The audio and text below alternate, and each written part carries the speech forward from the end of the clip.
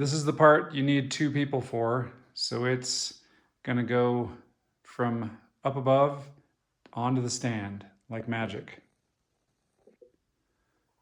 And there it is. Again, that's not a 1-person job, very awkward. Then what you're gonna do is you're gonna put 4 bolts in on the inside of it, on each corner, in the same fashion that you put the rest of the bolts in.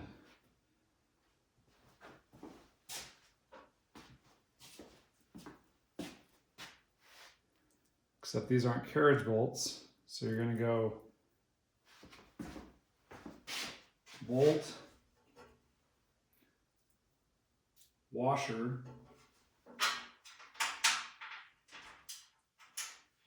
and then washer, lock washer, nut. All right, on to the next step.